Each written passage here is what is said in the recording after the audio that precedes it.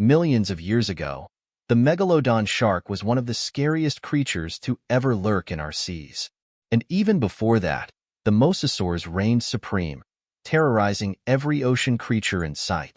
Both these creatures were the apex predators in their separate eras. But what would happen if they had lived during the same time and fought? Before we begin our main event, let's look at the tail of the tape. Weighing in at 60 tons, 66 tons, you have the Megalodon. This giant shark is 25 m in length, 82 feet, and swims up to 17 meters per second, 55 feet per second.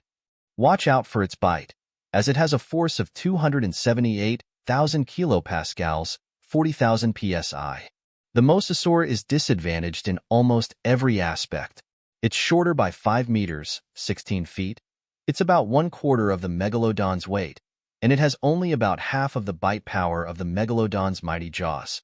But will the Mosasaur be able to make up for it with its increased maneuverability? Let's find out. The Megalodon begins by hunting for its prey. Since it never had any foes, it will be the initial aggressor in this battle. The Megalodon's hunting style relies on sneaking up beneath its prey and quickly attacking. The shark spots the Mosasaur near the top of the water, since that's where it mostly hunts its prey. The Mosasaur, as a reptile, also comes up for air every hour.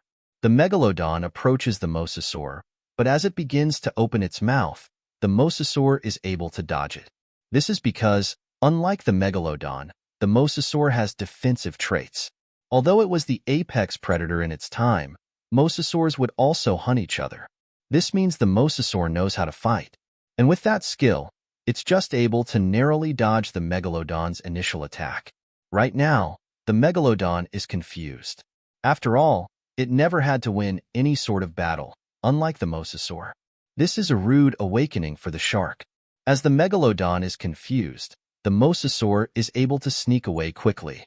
Using its defensive traits, the Mosasaur uses this time to find some cover in hopes of getting the upper hand on the Megalodon.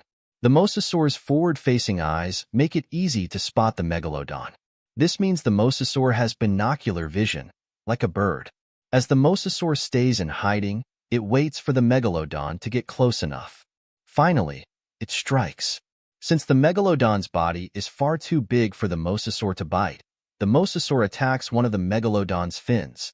And despite the Megalodon being such a massive, intimidating creature, the Mosasaur is able to chew through it quite easily.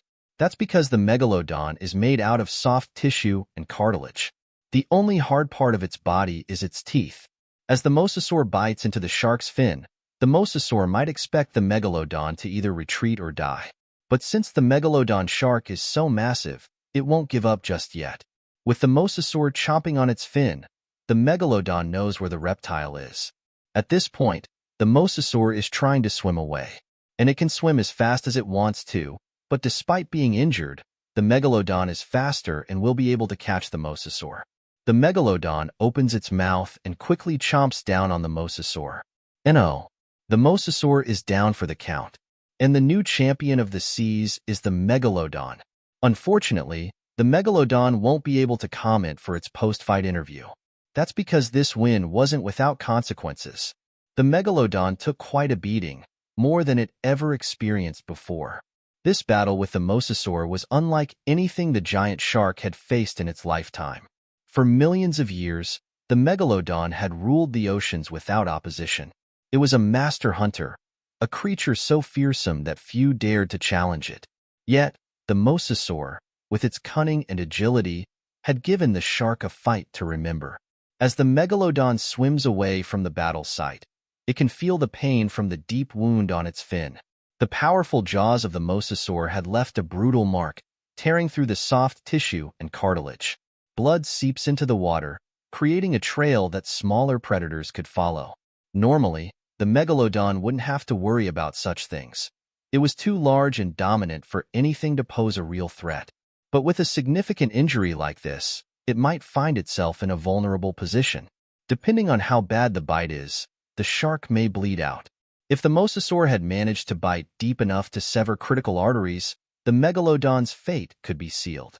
Blood loss would weaken it, slowing its movements and making hunting difficult. The open wound could also invite parasites and infections, further endangering the massive predator. In a world where only the strongest survive, even a king of the ocean could fall if it were weakened enough. Despite these risks, the Megalodon is no ordinary shark. Its sheer size and resilience give it a strong chance of survival.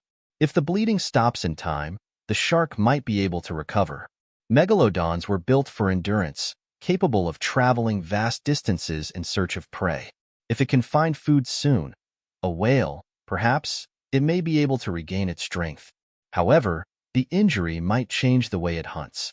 Without full use of its fin, the Megalodon's speed and maneuverability could be compromised. This could force it to adopt a different hunting strategy, relying more on ambush tactics rather than chasing down its prey. Instead of launching fast, surprise attacks from below, it may have to rely on injured or slower prey to sustain itself. But if it manages to survive, it will continue on, being the one true apex predator of the ocean. Even wounded, the Megalodon remains the most dominant force in the sea. No other creature comes close to matching its size, power, or sheer biting force. Over time, the wound will heal, though it may leave a scar as a reminder of this legendary battle. The ocean is a harsh and unforgiving place, but the Megalodon has proven time and time again that it is the ultimate survivor. Whether slightly weakened or at full strength, it will continue to reign supreme, reminding every creature in the deep that it is still the ruler of the seas. Now that the Megalodon shark has won this battle, I wonder how it would fare against humans?